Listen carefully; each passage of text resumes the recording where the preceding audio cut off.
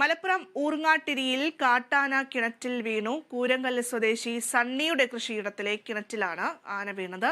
വനംവകുപ്പും പോലീസും സംഭവസ്ഥലത്തെത്തി. ഇപ്പോൾ കാട്ടാനയെ കരകയറ്റാനുള്ള ശ്രമം അത് പുരോഗമിക്കുകയാണ്. രാജേഷ് ഉണ്ട് വാർത്തയുടെ വിശദാംശങ്ങൾ നൽകുന്നതിനായി. രാജേഷ്, ഇന്ന് പുലർച്ചെയായിരുന്നു ആന കിണറ്റിൽ വീണിട്ടുണ്ടായിരുന്നത്.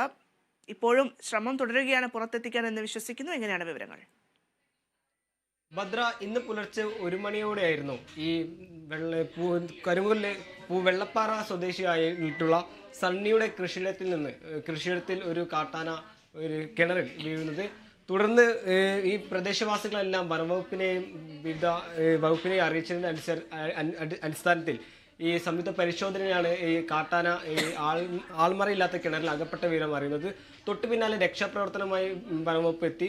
എന്തായാലും ഇതിന് പുരോഗതിയായി ഒരു JCB അടക്കമുള്ള മണ്ണുമാന്തി യന്ത്രങ്ങൾ ഉപയോഗിച്ച് ഈ കിണറിടിച്ച് ഈ രക്ഷാപ്രവർത്തനം നടത്തുക എന്നതാണ് ഈ വനംവകുപ്പിന്റെ ഏക ഒരു വഴി.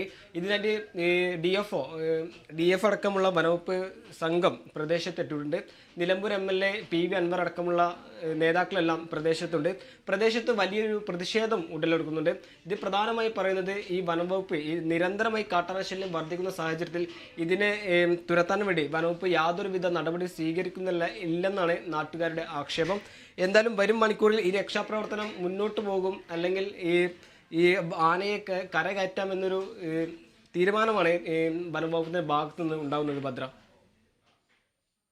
രാജേഷ്, അതായത് ഈ പ്രദേശത്ത് ഇപ്പോഴും ഈ നാട്ടുകാരുടെ പ്രതിഷേധം തുടരുന്നു എന്ന് മനസ്സിലാക്കുന്നുണ്ട്. കാരണം ഇവർ രാജേഷ് സൂചിപ്പിച്ചതുപോലെ തന്നെ നേരത്തെയും ഈ കാട്ടാന ശല്യമൊക്കെ ഉണ്ടായിരുന്നു. അതുപോലെ തന്നെ കാട്ടാനകളെ തുരത്തുന്നതിനിടയിലാണ് ഇത്തരമൊരു സംഭവം ഉണ്ടായത് എന്നും പ്രദേശവാസികൾ പറയുന്നുണ്ട്. എങ്ങനെയൊക്കെയാണ് അവരുടെ ഒരു പ്രതികരണങ്ങൾ? ഭദ്ര, കഴിഞ്ഞ 6 മാസമായിട്ട് പ്രദേശത്ത് കാട്ടാനശല്യം രൂക്ഷമായി കൊണ്ടിരിക്കുകയാണ്. റബ്ബർ അടക്കമുള്ള കൃഷി, റബ്ബർ, ഏലം, മരച്ചീനി അടക്കമുള്ള കൃഷിയെല്ലാം ഈ കാട്ടാന വ്യാപകമായി നശിപ്പിക്കുന്നുണ്ട്. ഇത് പ്രധാനമായി കൊടുമ്പുഴ വനമേഖലയിൽ നിന്നും ജനവാസ മേഖലയിൽ എത്തുന്ന കാട്ടാനയാണ് ഇത് ജനങ്ങളെ പരിപാലനപ്പെടുത്തി ഒരു വ്യാപകമായ കൃഷി നശിപ്പിക്കുന്നത്. ഈ കാട്ടാനയുടെ ആക്രമണത്തിൽ ഈ ടാപ്പിംഗ് തൊഴിലാളികൾ ടാപ്പിംഗ് വരെ നിർത്തിവെക്കേണ്ട അവസ്ഥയുണ്ടായിരുന്നു. ഇത് പ്രതിഷേധിച്ചിട്ടാണ് ഈ നാട്ടുകാരെല്ലാം ഈ രക്ഷാപ്രവർത്തനം നടത്തുന്ന ഈ കിണർ പരിസരത്ത് കൂടിച്ചേർന്നിട്ടുണ്ട്. ഇതിൽ പ്രധാനമായി പറയുന്നത് ഈ ആനയെ കരകയറ്റുകയാണെങ്കിൽ ഈ ജനവാസ മേഖലയിൽ നിന്നും അകലെ ഉൾവനത്തിൽ കാട്ടിലേക്ക് അയക്കണം, അല്ലെങ്കിൽ കാട്ടിലേക്ക് തിരിച്ചുവിടണം എന്നാണ് പ്രധാനമായും നാട്ടുകാരുടെ ആവശ്യം.